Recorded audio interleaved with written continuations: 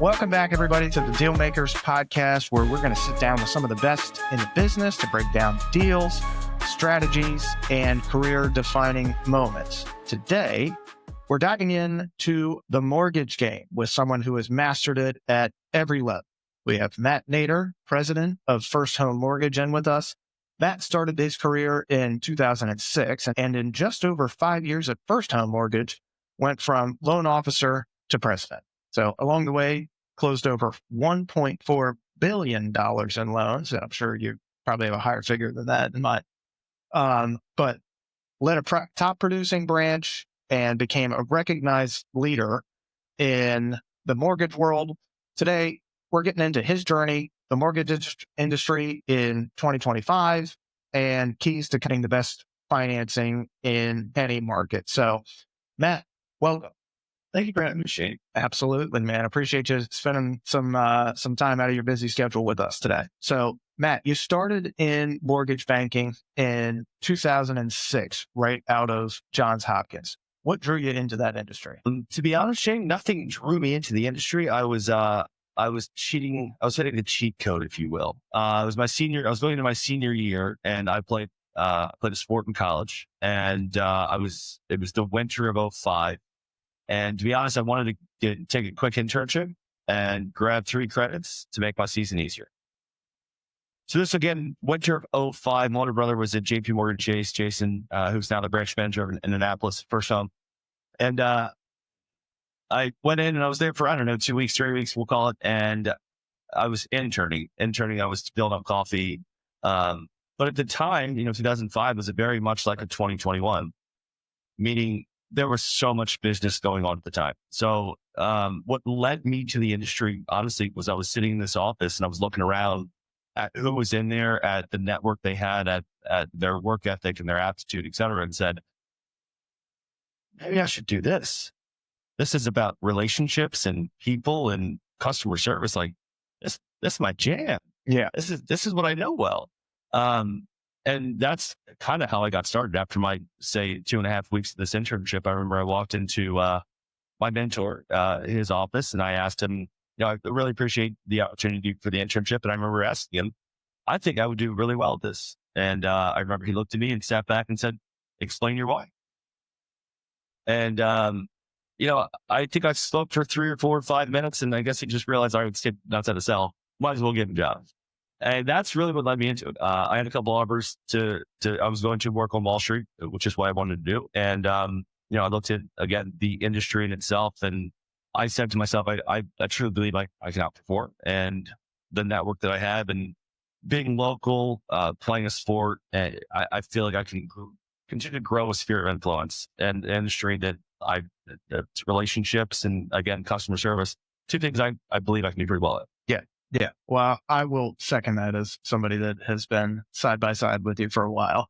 What was that first role? So you started at JP Morgan and then transitioned over to Bay Capital Mortgage at some point.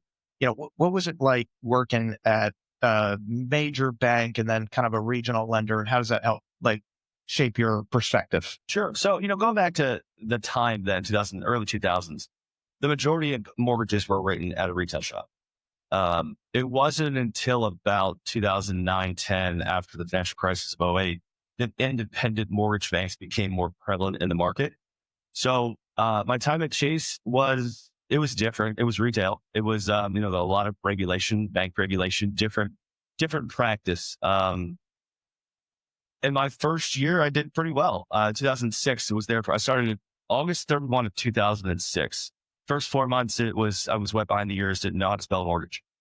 2007, I remember I was there for 4 months, and I remember my boss at the time said, all right, bud, now's your time. And I said, what do you mean? He goes, well, either you sink or you swim. And that's it. I've given you enough that you need.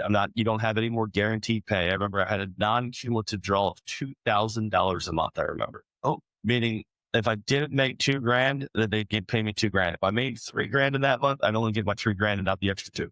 That was it. And that was 4 months. And then it was, this is how this industry works. You can eat what you kill. So good luck.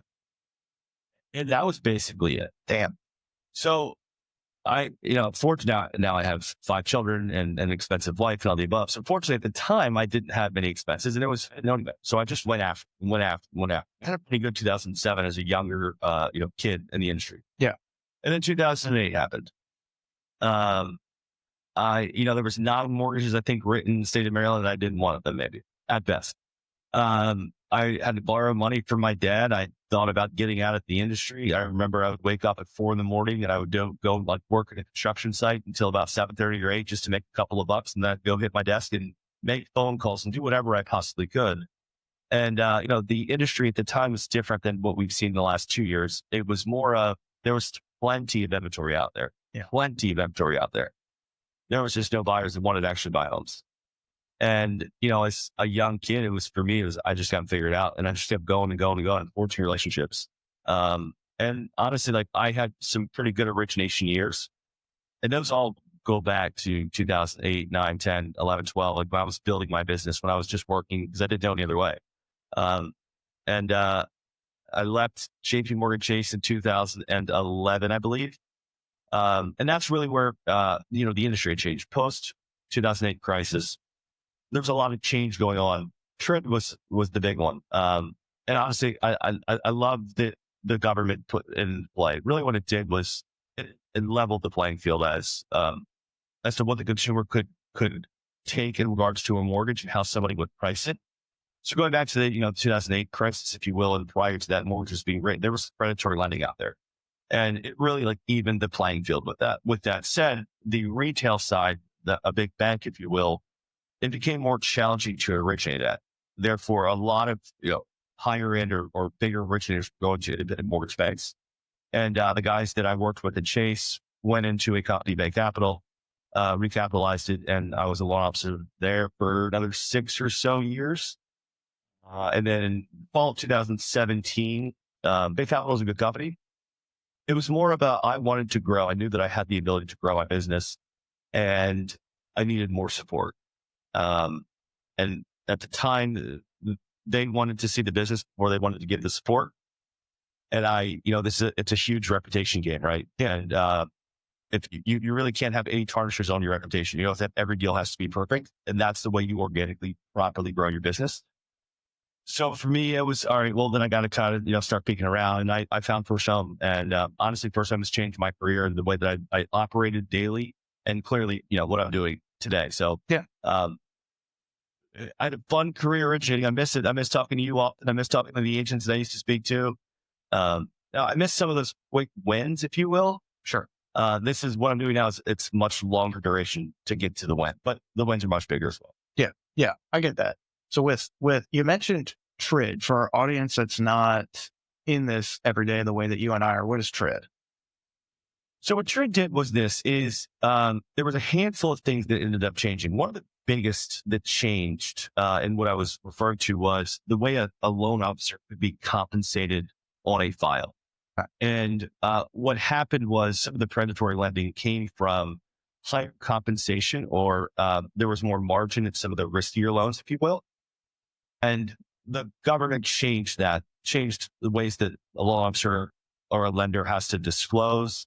And then really like some of the recourse behind disclosing improperly. But the big one was the compensation piece. And again, I'm all for it. I think it was the right thing to do. Looking back in the early 2000s, I really didn't participate in much of the, the standing type of loans. I heard about them. They sounded pretty cool. So you don't have to do anything and they get a mortgage. Fantastic. But what it did again is it leveled the playing field, not only for mortgage companies and how they had to operate, but most importantly, it protected the consumer. And there just wasn't protection consumer prior to. So good protection to the consumer that they can't be sold an unwavering loan and be harmed for. So we have something similar right now in many respects in the real estate space, at least from an agent standpoint. So they've put in place as of August of last year, August 2024, different requirements and different practices. So if you want to go and show a buyer a house, a lot of it, let me back up here for a second for the audience. So every state has different regulations and different practices that they're allowed to do. Um, what happened in August of 24 was they made a federal mandate saying that if a buyer wants to go and see a house, they have to have a representation agreement with a buyer agent prior to seeing that house if they want representation. And that agreement now has to spell out what that compensation is that that agent is going to be receiving from any sale. And in most cases, the seller for the longest time was paying a not necessarily an industry standard, but there was an expectation that the seller was going to cover the buyer broker fee in order for that broker to bring them a ready, willing, and able buyer. In Maryland, there really wasn't much that changed with how we practice. I think a lot of agents ended up getting that buyer broker agreement signed sooner than they would have otherwise.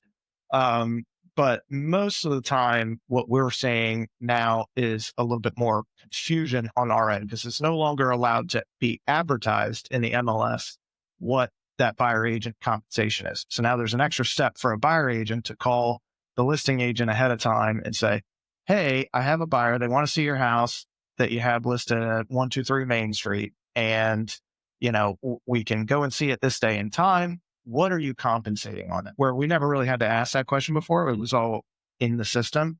I think that they'll probably make some adjustments over time, but the general consensus is it's a good thing for the consumer to be able to understand, here's what the seller is paying. If there's a delta between what they're paying and what your agreement says, you're responsible for that delta as the buyer. I think there was a lot of confusion in different jurisdictions within Maryland because some people would get to the settlement table and they'd say, whoa, hang on now. Not getting paid. This isn't right. Exactly. There's an extra fee here that says I got to pay you, half a point for what? But isn't the seller paying for your fee? Right. And I think that was just poor communication. So this kind of forces buyer agents to have a lot more communication, which I'm sure is, ultimately it is a good thing. I think the way that we've gone about it's kind of, it has not been tactful. Mm-hmm. But ultimately I think they'll iron it out. But what your story kind of resonates with what we're dealing with right now. So I understand that. So do you think the NAR changes, do you think that ultimately protects the consumer?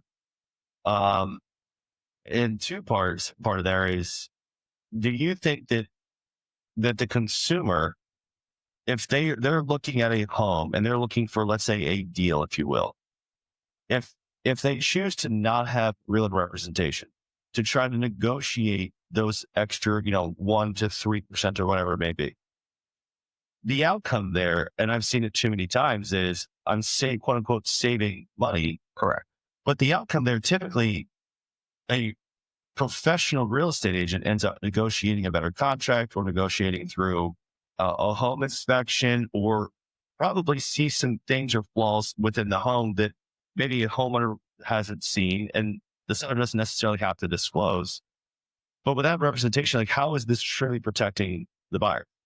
Well, you bring up an interesting point because it is kind of Pandora's box. So you can look at it from that perspective and you can say, well, having a dedicated professional that has all they do all day is look at houses and have these transactional experiences that they can speak on, it gives you a tremendous benefit as a buyer to have that. But we are noticing a lot of people say, you know what? I just want the house. And so if to be more competitive, I think I'm going in to this without representation so that maybe I have a little bit more pull with the listing agent.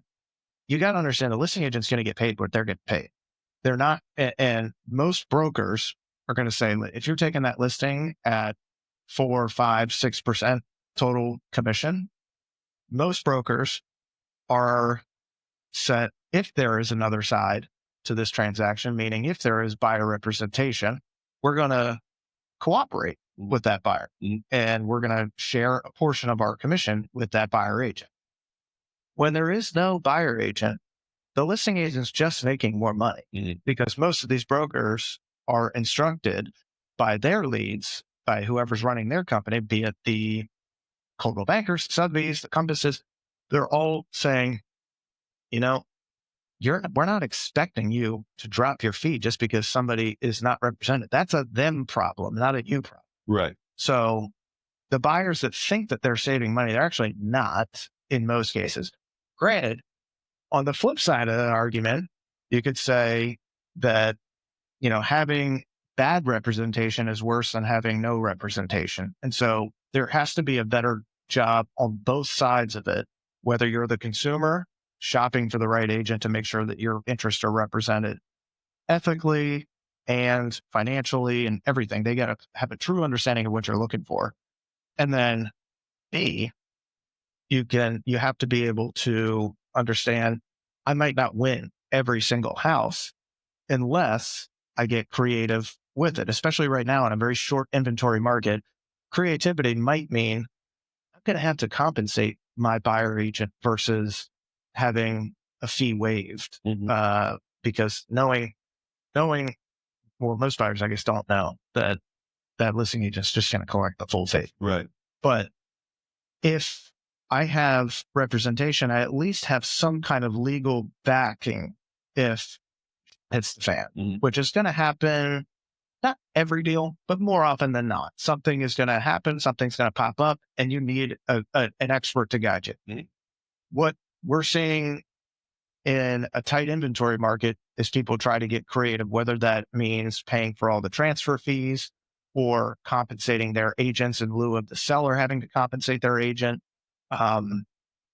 There's just a lot of different ways that you can go about still winning that property, and also having representation while doing it. I just don't think a lot of people are educated on what that is. Yeah. So let me ask you this. Name of this podcast, Dealmakers, right? Yep. Aren't we all deal makers in some way? And when did that shift?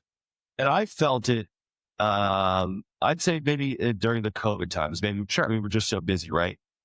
But like when did we stop becoming deal makers? And here's what I mean by that.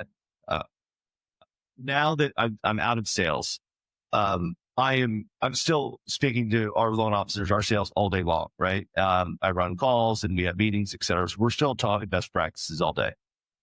And some of those, what we spoke about years ago was, hey, look, you're writing. So you call me, you're the agent. You say, hey, Matt, I've got Joe Smith, client, wants to buy 123 Main Street.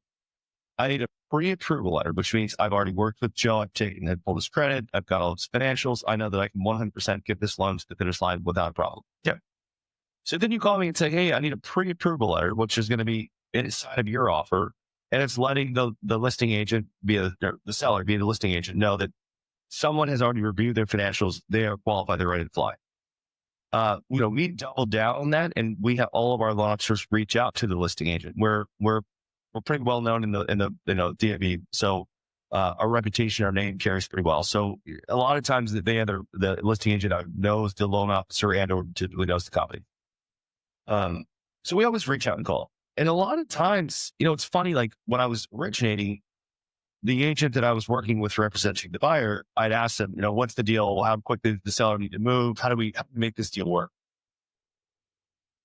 And for whatever reason, the agents wouldn't talk about it. But I would always call the agent and say, hey, it's Matt. Just to let you know, I've got Joe Smith all buttoned up. I've got all the financials. I've got credit. We're ready to fly. Tell me when you want to close. What does your seller need? A lot of times the listing agent would tell me, well, why would they tell you? Yeah. Oh, my seller's building a house actually, and they can't move in for 60 days. God, we write a 30-day contract and free 30-day rent back. Let's get this deal done. Exactly. Well, when did that shift and why? Well, it's funny you mentioned that. It had to have, I think it shifted a lot towards the middle of last year. And I think it was in preparation for these new guidelines that we had to operate under that would kind of force more communication. And there hasn't been as much communication with that. So some, depending on what side of the aisle you're on, you could say that, maybe some listing agents are being a little more cagey because they want to collect that full fee because now they got more buyers coming in unrepresented. And they're like, well, maybe I can make a little bit more money on this. And it might not be in the best interest of the buyers, but I don't represent the buyers. I represent sellers. And if I can net them more money and me, hell yeah. So I think that's part of it. Okay. And at the same time, I think a lot of agents don't want to have that conversation with, or I don't know that they're getting too busy or if they are unsure of how to have that conversation and how to broach that discussion with the listing agent because there is fear in the background. Like if I give them all the information on my buyer, maybe they're going to shop my offer with the other people that are interested in this. And then they're just going to work with somebody that they're going to net more money on because this person's unrepresented and they don't have an interest in helping me get the deal done. They're just interested in helping themselves get the deal done or helping the sellers. That's probably a more pessimistic take on it than I think we'd like to admit, but I do think that that's probably more than likely what's happening more often than not. Gotcha. Yeah. You remove yourself from that and take a step back. Like, is that's what's best for the client, whether it be buyer or seller? Sometimes it can be, other times no. And I think more often than not, it's probably a no. But what the new guidelines have done is kind of opened up a gateway for more, and this is a larger conversation, but I think it's opened up more of a lane for self-interest than for fiduciary responsibility. And I don't think that's the intent of the guidelines. I think the guidelines that were put in place were intended to help the consumer. It's just in practice, that's not everything that we're seeing all the time. Right. Yeah. And, I think some of that gets lost, right? It's the fiduciary responsibility of an agent is to represent their client and to get their house sold at the highest and best return to their seller, right? And on the buyer side, it's to represent your buyer and ensure that they're procuring a contract that is at market. They are okay and comfortable with what the financing is going to look like or payment is going to look like. I just, I think that's something that's been lost in translation is, go back to the name of this podcast, is we are deal makers. Yeah. Right. And if we're representing the client and the client's best interest, I just think that like having better lines of open communication and trying to get the deals to work, it would be a better outcome than trying just to, I would say, be greedy because it is that's the responsibility, right? You're supposed to maximize the return for your client. But I just think that like some of these changes could lead to the improper greed, if you will. Yeah. And at the end of the day, the marketplace is the one that takes the ball. Yeah. I'll give you an example of a couple of things that we've seen. So we've seen some listings taken after the guidelines been announced. And I won't use any names in the podcast, but we will have a leading team in the market, we'll say, and leading team will take that listing on knowing we're not going to offer what's commensurate. We're going to offer a very finite fee if a buyer comes to us. And that seller might be difficult. That seller is making things, has very short showing windows. They're not able to maximize what they have for whatever reason, but they're also not going to compensate people. And so with that particular listing, it's going to be impossible to show unless somebody contacts the listing agent directly and the listing agent is able to get them in. Well, listing agent is able to get them in because they've somehow worked their schedule perfectly and talked with the sellers, and they get that person in there, and that person is unrepresented. But you know what? I got a teammate that can represent you on this. And that teammate goes in and they're not making as much money, but they're still making something.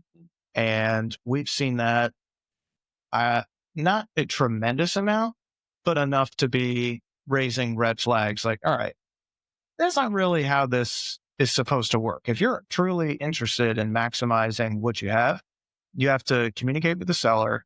This is what we need to do in order to get the best return for you. And if you're not willing to do that, then it tells me as a competitor, you're not interested in maximizing what's best for the seller. You're interested in maximizing what's best for you. And I think that's the wrong way to go about it. Now, it's a uncomfortable truth, but that is a reality that we're facing with some, not all, but some of the more popular teams or groups in the region that focus on listings almost exclusively. And I hope that it's not a trend that continues, but it wasn't a trend that we were seeing until these guidelines came out. Sure. And I think some of this is a byproduct of the industry in itself and the market cap, right? And back to 2020 and 21, it was a $4 trillion market cap. And MBS's, mortgage-backed securities, meaning how much issuance of new loans were written. And that dropped to about 1.5 in 22. And 1.6, 1.7, 1.8ish, just below 2 last year. So, what I've continued to see is when you're used to making, as a real estate professional, when you're used to making more money, when you're used to seeing more transactions, right? When the market shrinks, and it doesn't matter how great of a marketer you are, or who your sphere of influence is, or what houses you sold prior to, et cetera, it is something that there was less opportunity because there's less conveyances. You see, everyone doesn't stick to best practices at that point. And you see, you see some things happening that aren't necessarily correct, or I see it in our side all the time. The law is how you interpret it, and or how your legal team interprets it. Correct. We way we operate is we don't really want to play around the fringe at all. And some of what's happening in our space is we see some other companies that are, they're okay to kind of playing around the fringe right now. And what's happening is it's affected our business. It's affected the mortgage industry in itself. So let's, I'd like to see how the next handful of months plays out. Especially with what's going on with the federal government. With the federal government saying that they want to shut down the CFPB. What happens? What I see happening is I see state regulators kind of waking up a little bit. And quite frankly, I welcome it. I welcome it because getting back to an even playing field is what's right for the companies that are doing the right thing and are listening and abiding by the law and the way that the regulations were written. It's the right thing is everybody else kind of playing the same playing field. I'm a very, very, very, very competitive man. Yeah. If a company or an organization creates a competitive advantage that's legal, you know what? God bless. And shame on me because I didn't find it. Right. When you're playing on the fringe a little bit, one, we're not going to play. Two, I guess it's a competitive advantage, although it's a huge risk, right? And it's a license, it's a company, it's a lot of employees. There's a lot to be thinking about, in that arena of, oh man, I used to make this, now I'm making that, or we used to do this much in volume and now we're doing this. And I don't want to say it's companies or individuals being desperate, but that's what I see things reverting to, and it's not what's best for the consumer.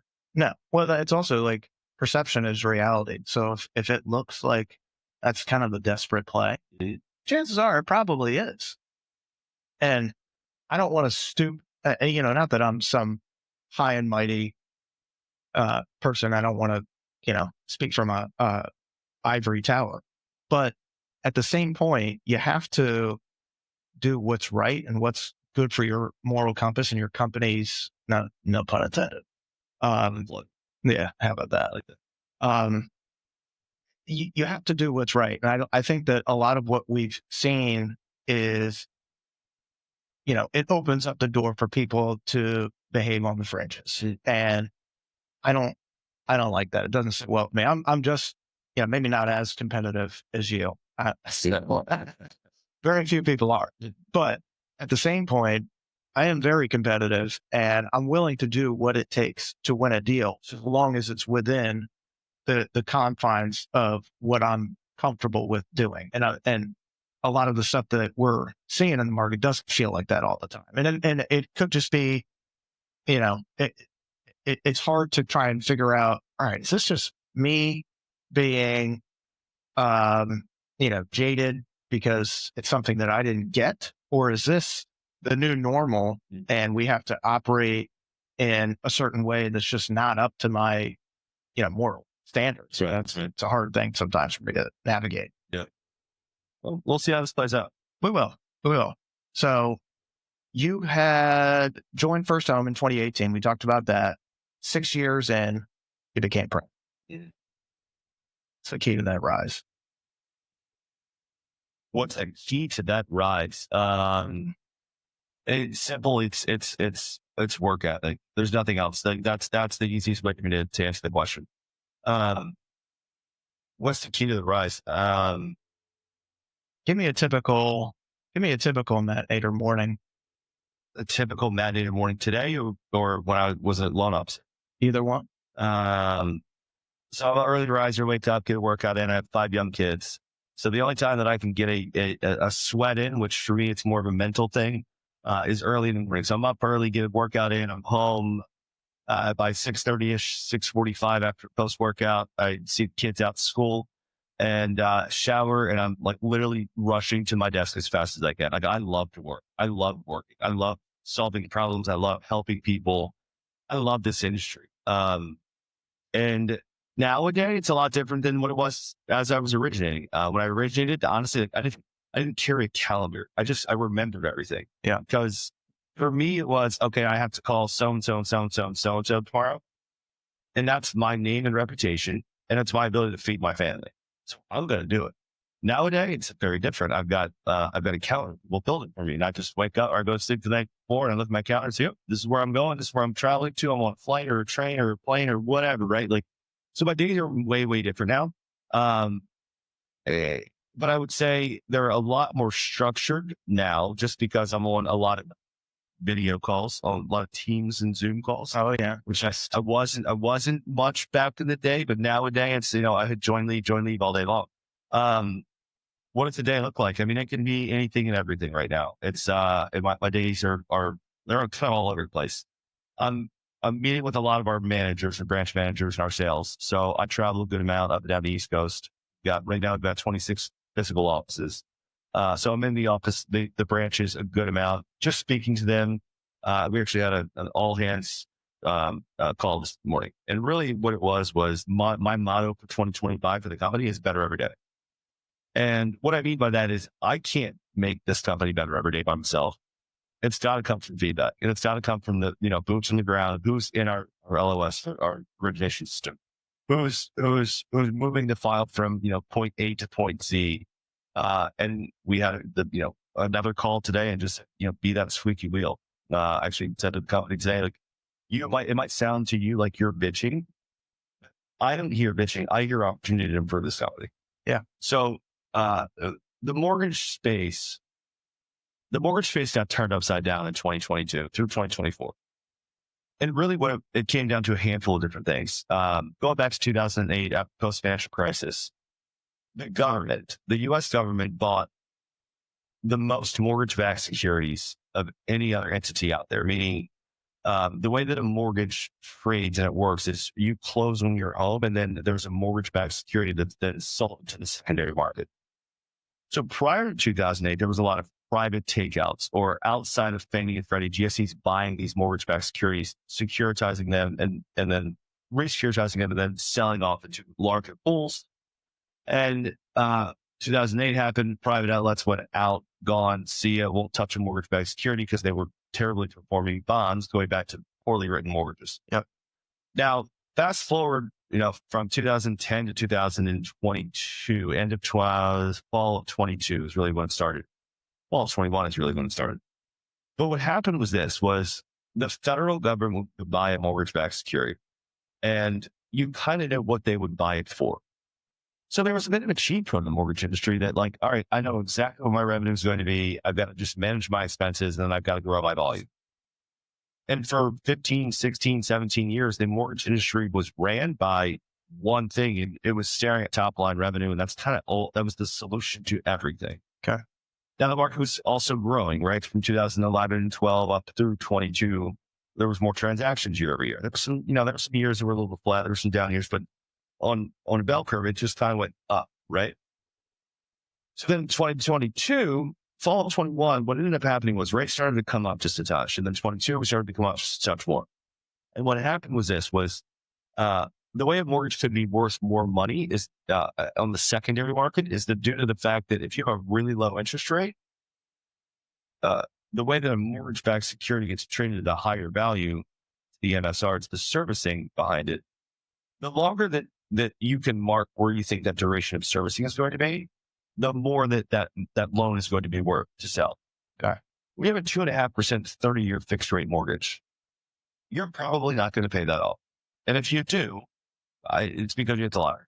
And if you do that, it's because you don't have a good financial advisor. Meaning, like, who's paying off a 2.5% note rate? Like, you just let that hang for as long as you possibly can. Yep. So then as rates started to rise, as well as the federal government stopped buying mortgage-backed securities, a lot of things started to change. And these loans became worth less money. So it was like a double, triple, quadruple whammy in 2022, 23 on what happened to mortgage companies. Because, the old solution that worked for 15 years, which was go grow your top line revenue. What did that look like? Go pick up a new builder. Go recruit. That didn't change. Like that didn't change what the financials look like for the mortgage company. So there was a lot of expense management. We call our cost to produce. What does it cost us to produce a loan? And you go back to like 2018, cost to produce a loan, all in, including compensation, was $8,000 or $9,000. In 2023, it got up to like $17,000 to produce one mortgage loan. Mm. So then you take margin compression, you take 50% of volume and transactions, and it all comes down, meaning margin compressions, these loans are worth less, half the volume, and the expenses skyrocket. Oh shit, I've never had to do this before. What do we got going on? Yeah. And there has been a lot of turmoil in our industry trying to figure out that, right? Remanage and reshape the mindset of how do you successfully run a mortgage company? And unfortunately, look, we had to go through a lot of expense management. We've been looking at anything and everything. This, to me, everything right now is about efficiencies on how you can make the loan from day one to settlement. How do we give the client a better experience? We give the client a better experience by efficiencies. And then what happens on our end of it is we have less touches on loans. We have we have more automation. We're finding these efficiencies, which then brings down our cost to produce. But in turn, it also gives a much better experience for the client. And the way that we operate, right, with our real estate agents that do referrals business is the better we can give a client, your client, right? That's how I look at it. The better we can give your client a home buying experience that they want to shout about, that their lender was fantastic. They answered their phone calls. They told them that I needed this and then the loan would be done here and then we delivered, blah, blah, blah, blah, blah. Look, the more inclined you want to get referrals. Right. And that's how the referral partnership works, is that I always looked at it as just that. Like, if I can make you or the real estate agent look good, I'm more inclined to do more business just because we are partners in it. We did a great job. We serviced the client and they walked away at that 7th table saying, thank you. This was awesome. I can't wait to go move into my house. Well, it's a good way to put it, man. And that's the best way. That's the best way to do business, right? To do an awesome job so that the only person that they think of when it is time to move or make that next move, or if they have friends and family looking to do something similar in the near future, is to shout your name. That's the best way to do it, man. So your days look very different now than they did a couple years ago. My days look very. Do you like that? And what I mean by that is, as a loan officer, let's take it back to sports. Loan officer, you're a player on the field, so you have a lot more control over what gets done. You might not have. You've got the game plan. You've got an idea of what you want to do, but you're in a lot more control. And when you move up the ladder into a vice president, now a president of the company, things change. You're no longer on the field producing. You're in the press box. Yeah. You're basically watching things from above and you don't have any control. Does that drive you nuts? Does it drive me nuts? It doesn't drive me nuts. It's a job that I chose to take, right? Yeah, it is a big change because when I was originating, I controlled how I operated on a daily basis. I can kind of a little bit, but I can't control how all the loan officers work on a daily basis type of thing. I can't control how they sell. I can't control, them digging deeper into the business, becoming best at their craft. But do I enjoy it? I do enjoy it. And this job that I've had this last 24 months has been the most challenging I've ever had anything in my professional career for sure. Even 2008. Those were hard years. But this has been the most challenging. And it's been the most challenging, honestly, because it's something that the industry hasn't seen in a very long time. Our organization, there has been a lot of change. And with that said, I think every organization there's been a lot of change. But with that said, I mean, I had some tough sled. There was a lot of tough conversations that I had to have with a lot of our sales guys or gals or our managers, right? And I went from high-fiving one of our top sales guys to running the company and then having to tell guys that I've got to take comp away, or we have to lay this person off, or we've got to close your office. Ultimately, what I had to do was I had to ensure that this company was able to forge forward and turn from where we worked making money, which no one was in 22 and 23, to getting this huge ship turned back around, so that I knew that we had the ability as an organization to continue to forge forward. And I got a shut skull this morning, told everybody at the company how proud I am of everybody, because everyone kind of went hip to hip and said, all right, we do have to change. There isn't as many loans coming in the door right now, and they're worth less, and it costs more money to put a loan together.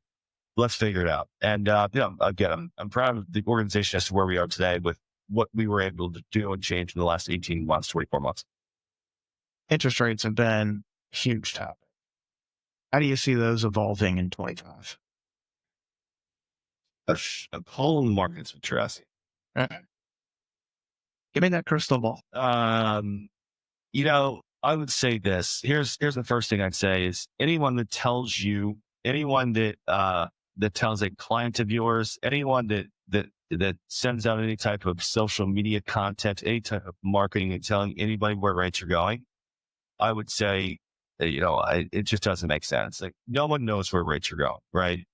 You go back to 22, as rates started to climb up, every economist was calling for lower rates in the fall. We rolled through 23. Breakout was calling for recessionary periods in the fall of 23. Recessionary times do get lower rates. But where are rates going? Here's how I'm managing our company. I think our rates stay exactly where they're at through the end of the year. I don't think we go, any lower than a 6 handle. I think we see some sprints here and there. But I don't think that we necessarily, go back to, I don't think we'll ever see sub 3% 30-year fixed ever again. I don't ever see that happen. It'd be a stretch. Yeah. So yeah, what we see is what we get, kind of thing. And here's one thing that I would say is, in speaking to our loan officers and having the conversations, with the loan officers, I'm not speaking to home buyers anymore.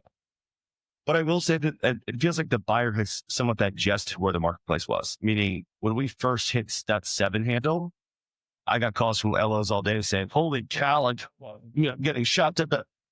But it seems like the consumer somewhat digested it. And honestly, like what I'm teaching and training on our end of things right now is someone that wants to buy a home right now, they have no negotiation except for with their mortgage lender. What I mean by that is a home price is more expensive, right? You can't top that. You can't say, "Hey, I want to pay you less," because there's 16 other contracts behind it, right? Taxes have gone up because of home appreciation.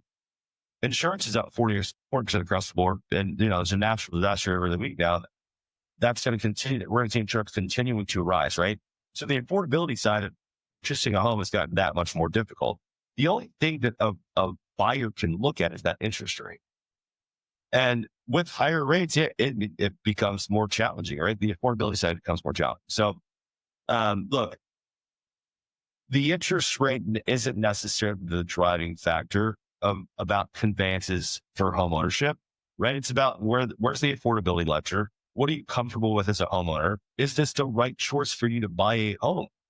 And look, there are clients, they probably should buy houses, or they should wait for another 6 months or a year. There are also clients that have been renting for 3 or 4 or 5 years now. And you look at like where their personal net worth would be if they were to buy a house 5 years ago, bought a house 5 years ago compared to today. So like, there's a lot of education that goes into this. And, you look back from 2008 and what happened during those times, the average age of a first time buyer last year was 38 years old in 2020, 38 years old. It's the oldest it's ever been.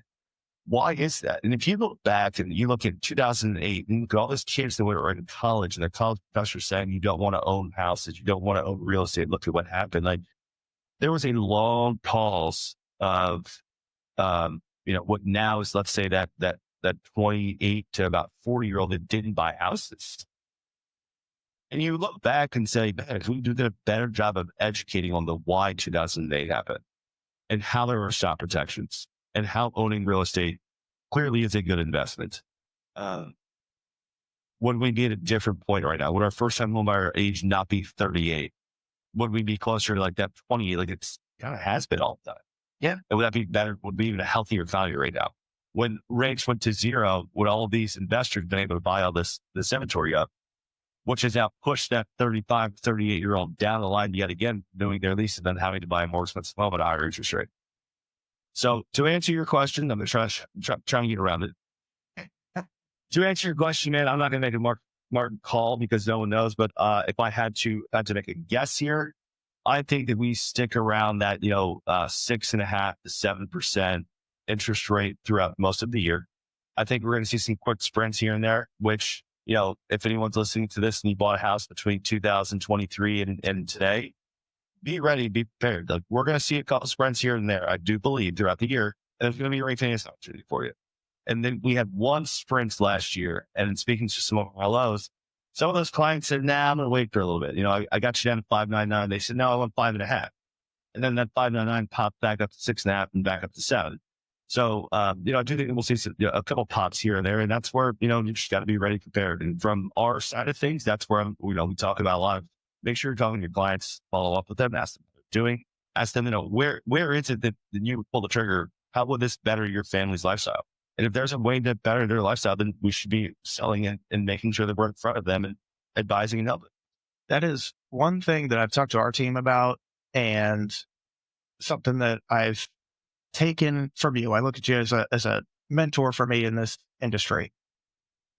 What you've done really, really well from the time that we've met and started working together has been constant follow-up and touching base, not to sell anybody anything, just check in with people and see how they're doing. It's something I do a terrible job at. And for any of my clients, I love you. I'm just kind of in my own world sometimes, I get better. Well, you're on to something here, because it's just at a human level, it's a nice thing to touch base with people, so that when you do touch base with them, they don't feel like you always want something. Yeah. And you've always done an exceptional job with that. Just calling people just to say hello, just to check in. And it's not something that I'm good at, but it's something that I want to continue growing on. And I just love that it's something that our whole team, every agent should take that and run with it. We hear it all the time in trainings. I just don't think a lot of people put it in practice, and I'm guilty of that myself. I mean, it's hard, dude. It's, I would say I use this line. It wasn't a line. I started saying it, and I actually had truly, truly meant it. Like, I wasn't a sales guy. I was a service guy. Yeah. But my salesmanship came from me investing into my craft, knowing my guidelines, knowing my programs, knowing how to qualify income, knowing that every single pre-approval letter that I wrote, I was representing you and your name and reputation. I was working with a listing agent, a seller, a buyer. There's an accountant in there. There's an attorney in there. You name it, right? Like, it's my reputation. So what I did was, again, I wasn't a salesman. I looked at how do I provide the best service? With that, how do I continue to make myself the best loan officer I could be? And it's by educating myself and reading and learning the industry. And that allowed me to talk to kind of anybody and everybody, a younger buyer, if you will, buying $100,000 property, or somebody buying an $8 million property. I had the ability to talk to them and understand, how do I set the deal up that's going to be the best for them. Again, that's not me selling. That's my service. Yeah. And I think that's a big reason why I was able to do, a decent amount of loans when I was selling. Well, speaking of service, First Home is very well known for its level of service. And I think you're a big part of that. And so you guys are really at the top of your game when it comes to that stuff. How is First Home Mortgage innovating things to make the homeownership dream more accessible for people? Sure.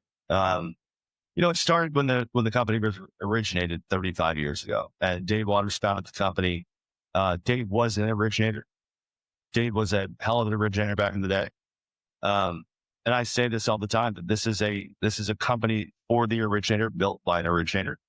And that's something that I think that, me taking this job it's unique in the marketplace, because I've written loans. I've talked to homeowners. I've talked to real estate agents, right? So I understand, what that service level needs to look like in order to deliver that customer experience for all of us to continue to build and have new opportunity in the industry.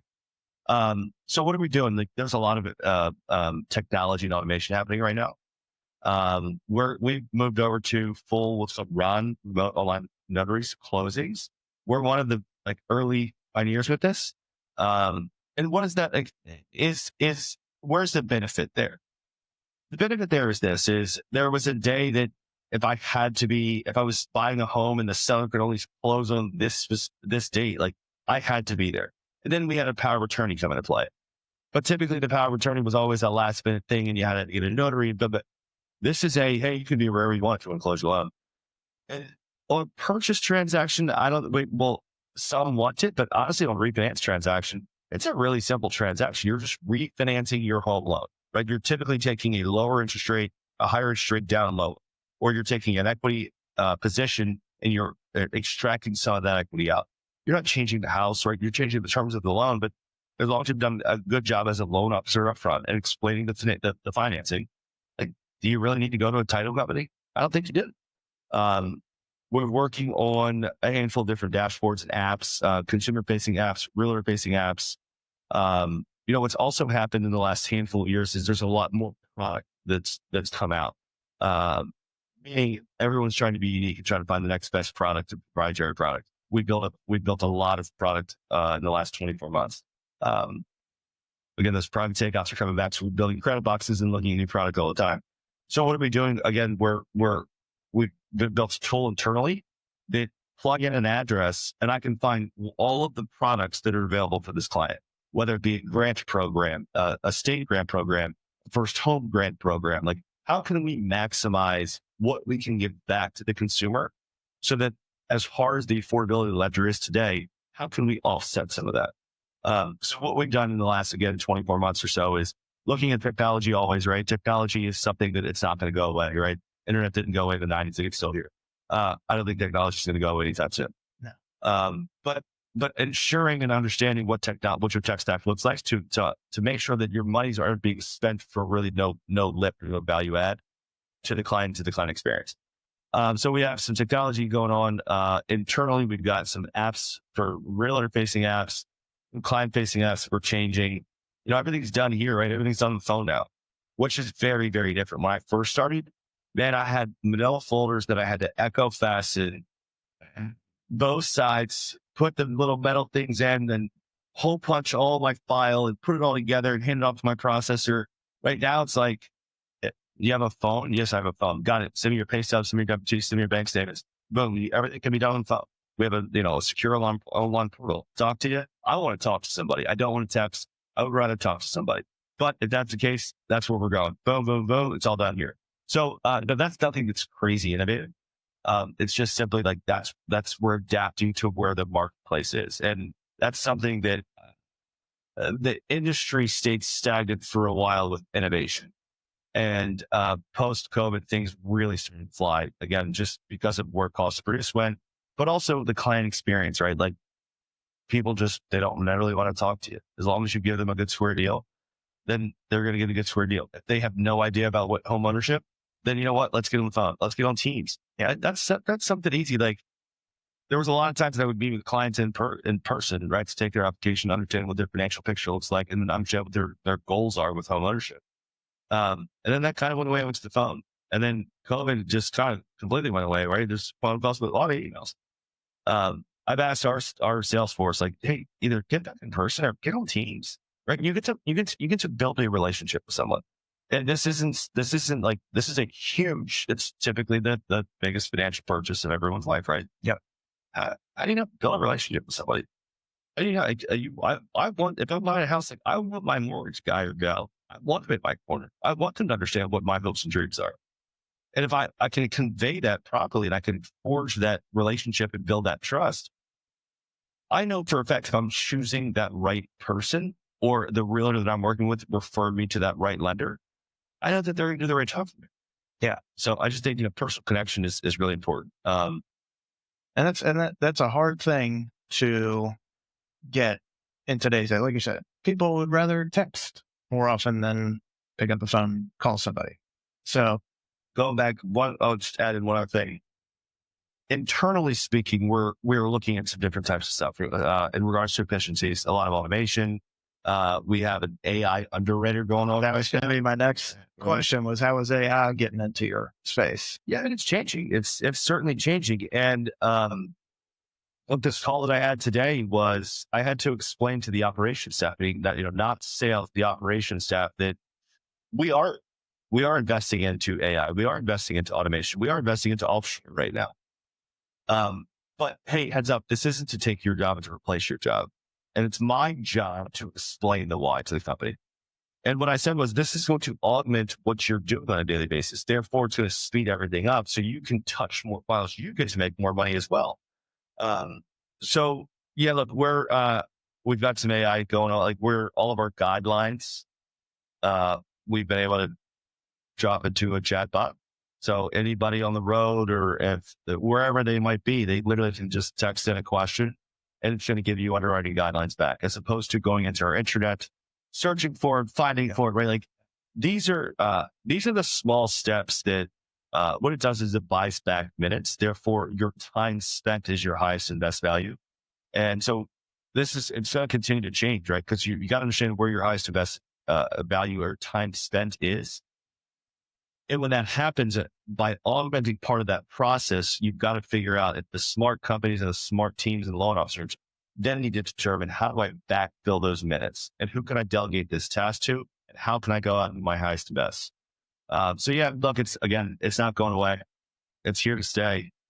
And it's one of those things that companies that aren't dodging it, they're going to get left behind. Yeah. I second that, man. So let's get into mortgage strategies for different buyer profiles. If I'm a first-time home buyer right now, which is probably a good chunk of our listeners or viewers, what kind of advice do you have for them in today's market where inventory is short, competition is way up, especially if it's in a prime location that a lot of people want to be in? What's your advice for that? Yeah. In 2024, 44% of conventional issuances were first-time homebuyers. Issuances mean loans that were written and sold to the GSEs, sold to Fannie Freddie. 66% of Ginnie, FHA, loans were first-time homebuyers, right? That's 50% of the marketplace was first-time buyers at an average age of 38. So what's my advice? My advice is what you need to do first is you need to understand what your buying power is. More importantly, before you even get to where your buying power is, you internally need to speak to yourself, your financial planner, your spouse. You need to determine where your comfort levels lie. Like that's number one, right? So it's how much cash do you have available and how much do you want your payment to be, where you're going to be comfortable. Now, in that, you've got to kind of go through that because you might say, I want payment at X. But there's also some benefit to owning home, right? You have property taxes that are a deduction. You have mortgage interest that is a deduction. So understanding where that comfort level is. And then from there, you do need to engage with a loan officer. Like it's really important to understand what financing looks like, what options are out there, what grant programs are out there, how much of a down payment you need, or Matt, I want my payment to be X. Got to understand that we need an extra $23,000 to get to your payment there. Okay, let me see, right? So be well prepared in this type of market is the most important step any first time buyer should be thinking about, right? Because we see it or hear it all the time. It's a kind of thinking about maybe I want to buy a house to holy cow, I just saw this new listing. I want to buy it.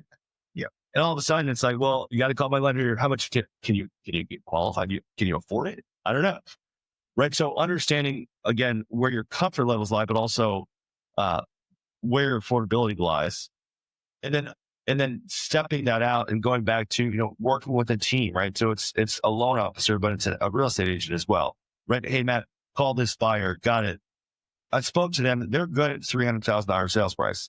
We could push to 325 if you get 4% seller credit because they don't have enough cash to go to fund the payment. So now all of a sudden there's flexibility in that. And then like a good partnership with someone that's going to spend time with that buyer, understand what their goals and their needs are, and then convey that back to you and have that open dialogue between the team right there. That's the team that's representing what their hope and dream is to buy this home. Like it's up to us to formulate how we win and help this client. But yeah, the number one thing that a buyer needs to be doing right now is ensuring that they understand what qualifications look like, what payments look like, et cetera. Because look, you might make $300,000 or $400,000 and you might have 200 grand that your grandma gave to you. You can afford a $200,000 house, but do you have any idea what the payments look like? And when you write a contract up to get under contract and all of a sudden see what the payment looks like and say, well,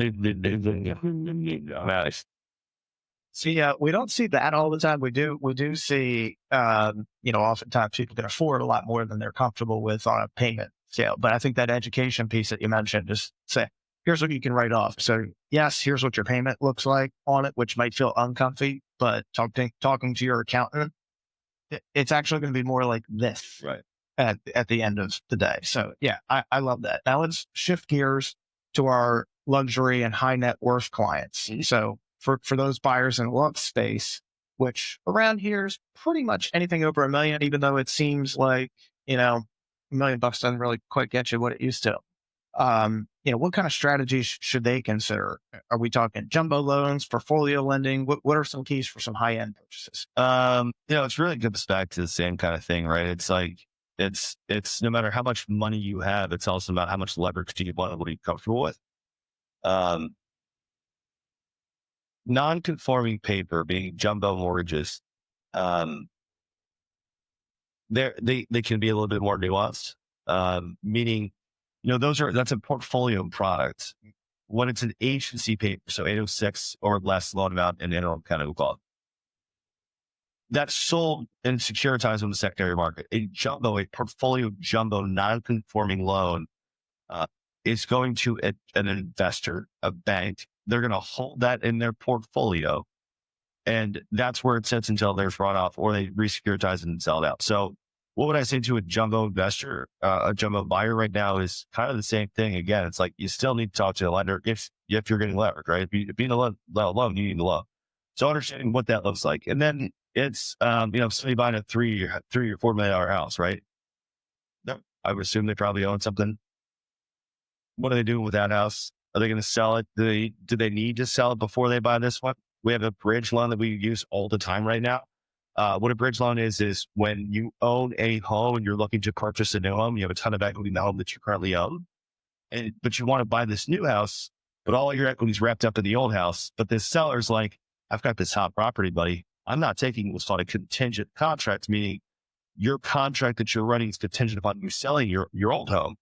So we utilize a bridge on a lot of our jumbo loans because typically that client owns a home and they're buying into their next home, but they need the equity because we've owned a house in the last, I don't know, if you bought a house between 21 and any time before that, it's worth a heck of a lot more money right now, right? So there's equity. Let's extract that equity. Let's push down the amount of leverage we need on the next house. So we've been using a lot of bridge loans. On the jumbo side of things, that client typically isn't as sensitive to what a rate looks like, right? They typically have their cash in hand. It's not coming from a gift. They typically have their cash in hand, and payment wise, it really just comes down to how much do I want to leverage? Typically on a much higher end or luxury property. It was when I was speaking to a buyer or a homeowner, future homeowner, it wasn't about, my payment's X, and I would rather be Y. It's, let's talk about what work needs to be done in this property. Yeah. Right. Like I get it. Your payment's going to be $1,000 more a month, which for you doesn't necessarily move the needle. Fantastic. Great job. But what does it look like after you buy it? Do you need to hold back some cash? Do you need to do any renovation work? Does your wife want to redo the kitchen kind of thing? And it was like, so it's a different type of conversation. It was I won't say it was a higher level conversation. It was more of like advisory as opposed to education. Real estate investors and flippers. Haven't seen a lot of these lately. That not nearly as much as we've seen in the past, but how do you leverage financing for investment properties right now? Do you have any creative lending strategies to try and maximize those portfolios? We do, yeah. There's what's called a non-QM mortgage, a non-qualified mortgage. And, it's completely different than what was being written in the early 2000s. Meaning, in the early 2000s, it's called stated state or a no doc or a ninja loan, whatever you want to call it. And it really was like, look, if you've got a heartbeat in the Social Security or borrow somebody's Social Security, fantastic, we'll give you a mortgage. These non-QMs are very different. And what happened with COVID was a lot of people started their own businesses, right? Like the employment changed, and the way that employers paid changed. You look at travel nurses, you look at like all types of pay started to change. A lot of entrepreneurial spirits came out during COVID and they started their own companies. Self-employed buyers can be a little bit more challenging to work with or qualify due to the fact that they have to have their business open for, let's say, minimum 12, depends upon the product, et cetera, but let's say 12 to 24 months, right? And there has to be a steady stream of increased income.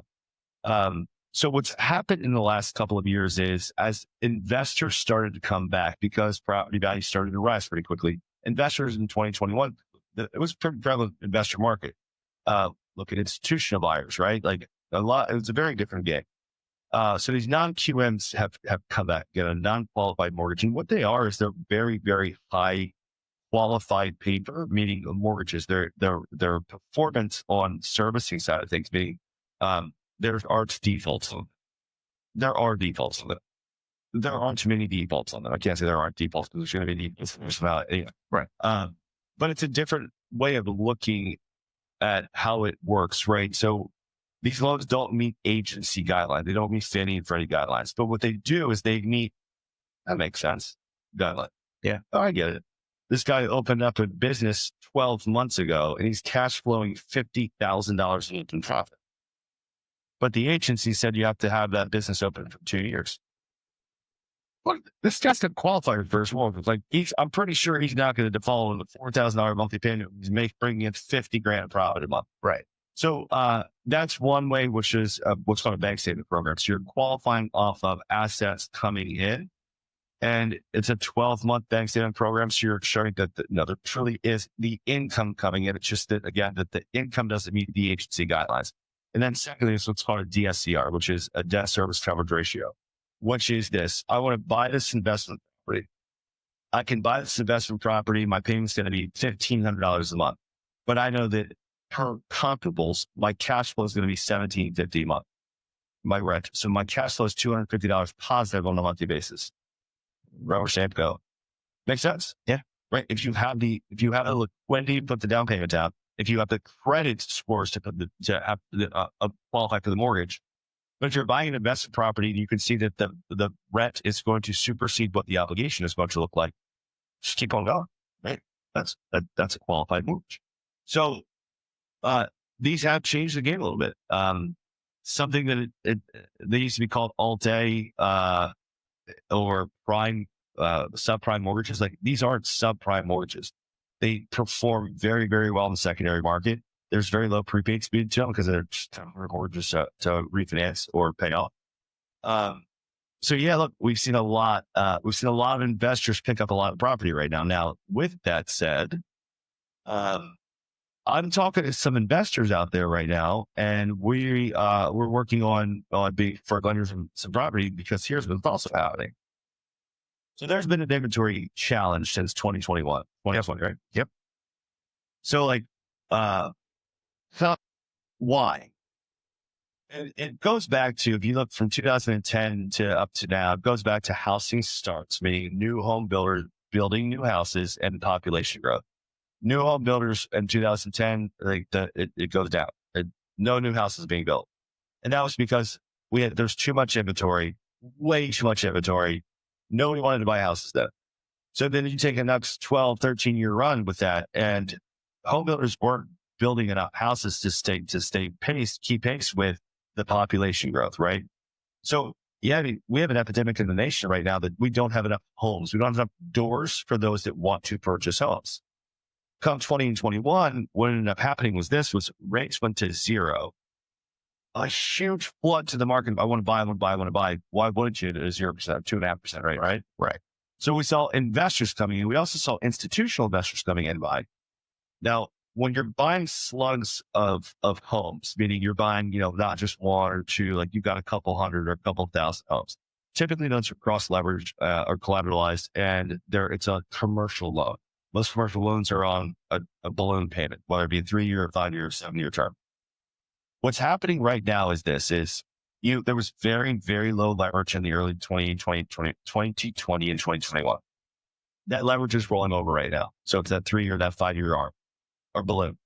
What's happening right now is at a 2 or 3% interest rate, that pops to 7 or 8 or 10 on the commercial side of things. The IRR, the return on this investment, is starting to get shrunk pretty quickly. And if you have one rental turnover, you have one damaged property, you have X, Y, and Z, therefore your profit may go away. Boom. So what's happening right now is we're starting to see some investors come back into the market and looking to offload some property. So, look, here's how I look at this, good and bad, right? It's going to be good because we're going to have more interest. It's going to be more opportunity, which should yield more conveyances, right? Organically, just have more conveyances, which is good for the marketplace. The bad is could we see price points? I don't want to say drop, but flatline right now. Maybe some marketplaces starting to come down a little bit. But flatline, I think it's all right. If you look back at appreciation from 2012 up until about 2019, there wasn't that much appreciation. No. So 2021, were those, oh boy, this is false. This is real. The market's going to wildly correct and come back down. I'm not in that camp. I think that, what the appreciation we saw in those 2 years, that 24-month duration, which was really quick and really wide, a lot of that was some catch up. And it's also supply and demand. And until that evens out, I don't see home prices coming down too drastically anytime soon. There are some marketplaces that have already seen some, reduction in price. But if you look at the why, it's that there's too much inventory that's not up to myth. Right. And that makes sense, man. That makes sense. Let's do a couple minutes of rapid fire Q&A stuff before we get you out of here. What's one trend in real estate that excites you right now? What's one trend in real estate that excites me right now? Next. Now, here's from a business standpoint, here's my answer is this is the most opportunistic marketplace I've seen since 2008. And what I mean by that is this, it's hard, man. It's hard to make money right now. But what I mean is there's so much attrition happening. There are so many other organizations and or individual salespeople that are saying it's been so hard. It's been 3 years. I don't want to keep going. And I'm looking at this and saying, I look back at 2008, I didn't know any difference. And what I'm trying to push our team to do is say, I don't know any difference. Let's wipe this slate clean. This is my first year doing this, my first day doing this. I'm going to go and attack this marketplace, and I'm not going to yes, it's challenging, but I'm not going to let challenging overcome or supersede the way I'm going to operate. I'm going to go back to work. I'm going to keep my work ethic up, and I'm going to outwork everybody, because these are the years that some young loan officers are going to build really, really, and real estate agents will build very good careers. Totally agree. What is your favorite business or real estate book right now, if anything like that? I know you're a reader. I just don't know how much time you've had to be reading books lately. I actually just I started the other day. It's oh man, I'm gonna pull this up for you. Next question, I'll come back to you, because this goes back to I'm gonna tell you. Hold on. Audible guy? Yeah, I do listen. No, I just grabbed this. Unreasonable Hospitality. Oh, yeah. Okay. All right. We had another guest mention that book a couple weeks ago. Dude, look, it just comes down to this service, right? It's not a sales guy, I'm a service guy. And that's it. It's unreasonable hospitality. Why do you treat people so well? Well, because I want them to come back. I want them to remember the experience. Well said, man. Bold prediction for the housing market in 25. Bold prediction is this, because everyone wants rates to come down. We want to see a better marketplace. I don't think rates are coming down. I think we're going to see a lot of what we saw very similar to last year.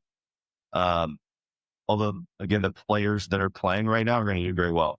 And I think we're going to see some individual performers have very, very, very strong years this year.